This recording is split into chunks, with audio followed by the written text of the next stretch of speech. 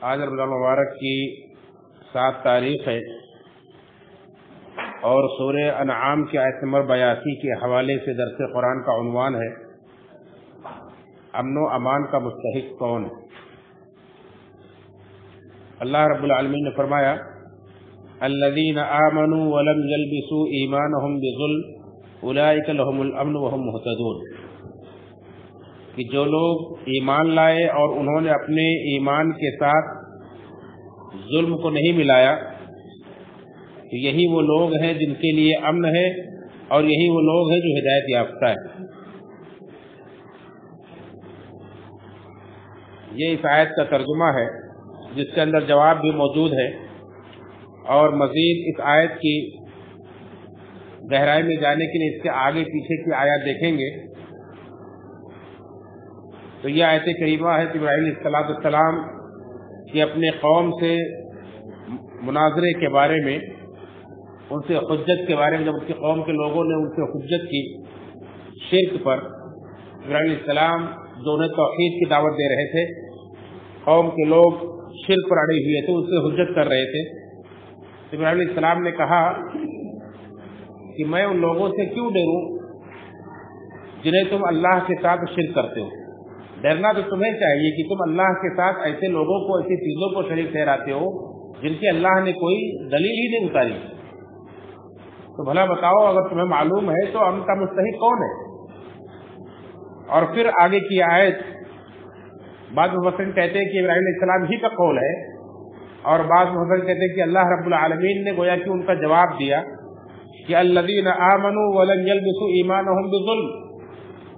دراصل امن ان کے لیے ہے جنہوں نے جو ایمان لائے اور اپنے ایمان کے ساتھ انہوں نے ظلم کو نہیں ملایا، تو یہی وہ لوگ ہیں جن کے لیے امن ہے، اور یہی وہ لوگ ہیں جو ہدایت یافتہ ہیں، سیدھے راستے پر ہیں۔ اللہ رب العالمین نے آگے مزید فرمایا یہی وہ حجت ہے، یہی وہ دلیل ہے جس کے ذریعے سے ہم نے ابراہیم علیہ السلام کو ان کی قوم پر غلبہ عطا فرمایا۔ ابراہیم علیہ السلام اس طرح سے اس حجت کے ذریعے سے اپنی قوم پر غالب آئے۔ اب یہاں سوال یہ کہ وہ کون سا ظلم ہے جس کے اپنے ایمان کے ساتھ نہ ملانے کا حکم ہے۔ عبداللہ بن مسعود رضی اللہ عنہ کہتے ہیں کہ جب یہ آیت کریمہ نازل ہوئی تو صحابہ کرام پر بڑی شاک گزری، بہت گھبرا گئے صحابہ کرام، اور اللہ کے رسول صلی اللہ علیہ وسلم کے پاس گئے کہ اللہ کے رسول صلی اللہ علیہ وسلم، اللہ رب العالمین نے تو کہا ہے کہ جو ایمان لائے اور اپنے ایمان کے ساتھ انہوں نے ظلم کو نہیں ملایا تو ان کے لیے امن ہوگا، وہ ہدایت یافتہ ہوں گے، تو ہم میں سے کون آدمی جو ظلم نہیں کرتا ہے؟ ہم ایمان تو لائے ہیں لیکن ایمان کے ساتھ ساتھ ظلم سے مکمل طور پر کون بچ سکتا ہے؟ کہیں نہ کہیں کسی نہ کسی قسم کا چھوٹا بڑا ظلم تو ہو ہی جاتا ہے کسی سے۔ تو اللہ کے رسول صلی اللہ علیہ وسلم نے سمجھایا، کہا کہ بات ایسی نہیں ہے، بات دراصل یہ ہے کہ کیا تمہیں معلوم ہے کہ اللہ کے نیک بندے، صالح بندے، لقمان علیہ السلام نے اپنے بیٹے کو نصیحت کرتے ہوئے کیا کہا تھا؟ انہوں نے کہا تھا یا بنی لا تشرک باللہ ان الشرک لظلم عظیم، اے میرے بیٹے اللہ کے ساتھ شرک نہ کرنا، بے شک شرک سب سے بڑا ظلم ہے۔ یہاں وہ ظلم مراد ہے۔ اللہ کے رسول صلی اللہ علیہ وسلم نے صحابہ کرام کو سمجھایا اور ان کی تسلی کی کہ جس ظلم سے اللہ رب العالمین نے اپنے شرک، اپنے ایمان کے ساتھ ملانے سے روکا ہے اور منع کیا ہے، یہاں وہ ظلم سے مراد شرک ہے، یعنی جو آدمی ایمان لائے گا اور اپنے ایمان کے ساتھ شرک کو نہیں ملائے گا، اس کا ایمان شرک سے پاک ہوگا، تو وہی وہ شخص ہے جس کے لیے امن ہوگا، اور وہی وہ شخص ہے جو ہدایت پر ہوگا۔ تو اس طرح سے اللہ کے رسول صلی اللہ علیہ وسلم نے گویا کہ اس آیت کریمہ کی بہترین تفسیر کر کے صحابہ کرام کو مطمئن کر دیا، سمجھا دیا۔ اب سوال یہ پیدا ہوتا ہے کہ کیا صحابہ کرام جو قریش تھے، جو عربی زبان دان تھے اور ان کی زبان میں قرآن نازل ہوا، تو کیا لغت کے اعتبار سے وہ غلط سمجھ رہے تھے؟ انہیں قرآن کی سمجھ نہیں تھی، انہیں عربی زبان نہیں آتی تھی، عربی زبان کے حساب سے، لغت کے حساب سے وہ غلط نہیں سمجھ رہے تھے، صحیح سمجھ رہے تھے، لیکن پھر بھی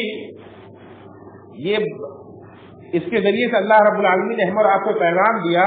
کہ قرآن کریم کو سمجھنے کے لیے صرف زبان کا جاننا، عربی زبان کا جاننا، لغت کا جاننا یہ کافی نہیں، بلکہ ایک رسول کی ضرورت ہے جو تمہارے صحیح طریقے سے اس کی تشریح کر سکے۔ اللہ کے रसूल صلی اللہ علیہ وسلم نے اس کی تشریح کی قرآن کریم ہی کے آیت کے ذریعے سے، اور پھر معاملہ بالکل واضح ہو گیا، صحابہ کرام مطمئن ہو گئے۔ لیکن بڑی بدقسمتی کہ آج دیکھیں ایسے لوگ جن کی زبان بھی عربی نہیں، جو عدم میں پیدا ہوئے، جو اپنے آپ کو سب سے زیادہ ہدایت یافتہ کہتے ہیں، اہل قرآن کہتے ہیں، وہ کہتے ہیں کہ ہمیں حدیث کی ضرورت نہیں ہے، ہم قرآن کو لغت کے ذریعے سے سمجھ لیں گے، عربی زبان ہم سیکھ لیں گے، اس کے ذریعے سے قرآن سمجھ لیں گے، ہمارے لیے قرآن کافی ہے اور ہمیں حدیث کی ضرورت نہیں ہے۔ ایسے لوگ حدیث کا انکار کرتے ہیں، جنہیں منکرین حدیث کہا جاتا ہے یا اہل قرآن کہا جاتا ہے، تو یہ دراصل قرآن کو بھی نہیں مانتے۔ اس میں بہت بڑا پیغام یہ ہے کہ قرآن کو سمجھنے کے لیے حدیث کا جاننا بے حد ضروری ہے۔ جب صحابہ کرام جو اللہ کے رسول صلی اللہ علیہ وسلم کے زمانے کے تھے اور جو عرب تھے، اس کے باوجود بھی انہیں اللہ کے وسلم کی احادیث کی ضرورت تھی قرآن کو سمجھنے کے لیے، تو ہمیں اور آپ کو اور زیادہ ضرورت ہے کہ ہم قرآن کو حدیث کے ذریعے سے سمجھیں، ورنہ صرف اپنی مرضی سے اور زبان کے اور لغت کی مدد سے سمجھنے کی کوشش کریں گے تو گمراہ ہو جائیں گے۔ یہ ایک ضمنی بات آ گئی تھی، ورنہ اس آیت کریمہ کی روح سے بتلانا مقصود یہ ہے کہ جو آدمی ایسا ایمان لے کر کے اللہ رب العالمین کے یہاں جائے گا جس کے ایمان کے اندر شرک کی ملاوٹ نہیں ہوگی، تو اس کے لیے اللہ رب العالمین کی طرف سے گارنٹی ہے کہ اس آدمی کو امن نصیب ہوگا۔ امن سے مراد کیا ہے؟ امن سے مراد وہ امن کی جگہ ہے جو اللہ رب العالمین نے جنت کی تیار کر رکھی ہے۔ ان المتقین فی مقام امین، جنت کا گھر ہے،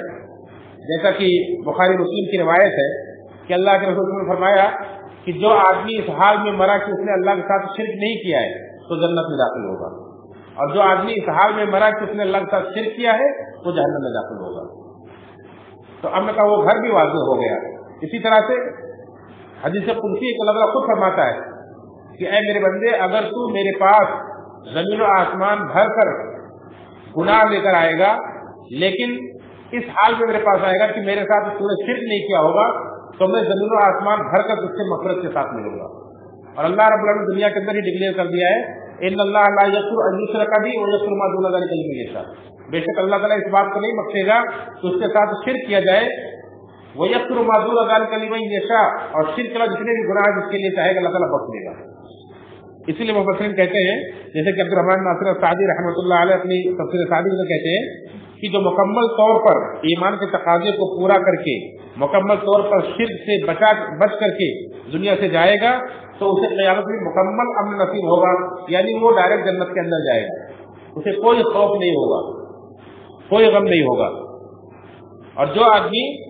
توحید پر ایمان لا کر کے تو جائے گا، ایمان کے ساتھ جائے گا، شرک سے اپنے ایمان کو بچا کر جائے گا، لیکن کچھ گناہ کا کام کیا ہوگا دنیا کے اندر، تو ان گناہوں کے ساتھ اگر جائے گا تو اللہ تعالیٰ چاہے گا تو ایسے ہی بخش دے گا، اسے جنت دے دے گا، اور چاہے گا تو اسے اس کے گناہوں کو سزا دے کر کے اور دینے کے بعد پھر اسے جنت دے گا، لیکن امن کا گھر اسے نصیب ہوگا جو ایمان کو شرک سے بچا کر کے جائے گا۔ لیکن جو آدمی اپنے ایمان کو شرک سے نہیں بچائے گا بلکہ شرک میں آلودہ کر لے گا، شرک کے ساتھ دنیا سے جائے گا، تو اس کو امن نصیب نہیں ہو سکتا ہے، اس کو جنت کبھی نہیں مل سکتی۔ اللہ نے خود اعلان کر دیا ہے انہ من یشرک باللہ فقد حرم اللہ علیہ الجنہ، کہ جس نے بھی اللہ کے ساتھ شرک کیا تو اللہ نے جنت اس کے اوپر حرام کر دیا ہے، ومأواہ النار، اور جہنم اس کا ٹھکانہ ہوگا، وما للظالمین من انصار، اور ایسے لوگوں کا کوئی مددگار بھی نہیں ہوگا، یعنی کوئی سفارش بھی نہیں کر سکے گا، کسی کی سفارش بھی قبول نہیں کی جائے گی۔ تو یہ ہے امن کے مستحق لوگ جو اپنے ایمان کو شرک کے ساتھ آلودہ نہیں کرتے، اپنے ایمان کو ہر طرح کے شرک سے بچاتے ہیں۔ ہمیں بھی چاہیے کہ اپنے ایمان کو ہم شرک سے آلودہ نہ ہونے دیں، شرک سے بچا کر کے رکھیں، اعمال کم کریں چلے گا، لیکن شرک کے کام سے مکمل پرہیز کریں، مکمل طور پر دور رہیں، کوئی ایسا عقیدہ نہ رکھیں، کوئی ایسا کام نہ کریں جو شرکیہ ہو، جس سے اللہ رب العالمین کی ذات میں، اس کی صفات میں، اس کے حق عبادت میں برابر اور شریک بنایا جا رہا ہو۔ ایسے ہر عقیدے، ہر کام سے ہمیں پرہیز کرنا چاہیے۔ اور دنیا کے اندر بھی دیکھیں شرک کرنے والوں کو دنیا کے اندر بھی بہت سارے وسوسے، بہت سارے خوف اور دہشت مبتلا رہتے ہیں، لیکن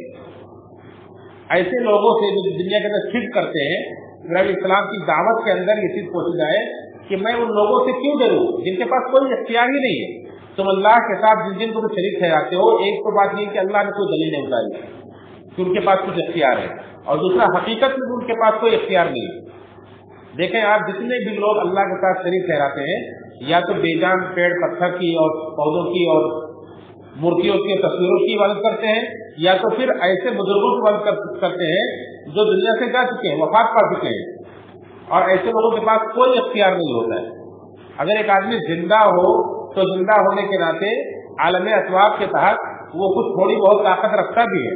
لیکن جو آدمی وفات پا جاتا ہے تو مکمل طور پر اس کے پاس کوئی اختیار نہیں رہ جاتا ہے. وہ اپنے نفع نقصان کا مالک نہیں رہ جاتا ہے. اس کو لوگ نہلاتے دھلاتے اور قبر کے ناطے قبر میں دفن کرتے ہیں. اب اس کے بعد اس سے اگر ڈرایا جائے تو ڈرنے کی کیا وجہ ہے؟ تو اللہ کے ساتھ کسی اور دنیا کے اندر ڈرنے کی وجہ بھی نہیں ہے. لہذا جن جن کو بھی اللہ سے شریک کیا جاتا ہے ان کے پاس کوئی بھی اختیار نہیں ہے. سارا کی ساری طاقت ساری قوت اللہ رب العالمین کے پاس ہے. اس لیے دنیا کے اندر بھی ایک انسان جو اللہ رب العالمین کا متحد ہو جاتا موحد ہو جاتا ہے، اللہ کی توحید کو ماننے والا ہو جاتا ہے، وہ دنیا کے اندر بھی کسی سے نہیں ڈرتا ہے. اس کو کسی دھاگے کی، کسی پلیتے کی، کسی کڑے کی اور کسی چھلے کی کسی کی ضرورت نہیں پڑتی. وہ صرف اللہ رب العالمین بھروسہ کرتا ہے. لیکن جو انسان شرک مبتلا ہوتا ہے وہ ہر پتے کھڑکتے ہوئے پتے سے ڈر جاتا ہے، وہ ہر آفت مصیبت سے ڈر جاتا ہے، ہر کسی کے تھوڑے سے دھو سے ڈر جاتا ہے، اور نہ جانے کہاں کہاں سر پٹکتا ہے، کیسے کیسے دھاگے لٹکاتا ہے، کیا کیا کرتا ہے. تو ہمیں چاہیے کہ ہم اپنے ایمان کو شرک سے بچائیں، توحید والا ایمان اپنائیں، تاکہ ہم دنیا کے اندر بھی امن سے رہیں، آخرت کے اندر بھی امن سے رہیں. اللہ تعالیٰ سے دعا ہے رب العالمین سب کو موحد بنائے اور توحید والا، ہمیں خالص ایک اللہ کو ماننے والا بنائے، اور ہمارے علم ہمارے ایمان کو اللہ تعالیٰ ہر طرح کے شرک سے بچائے. آمین تقبل یا رب العالمین.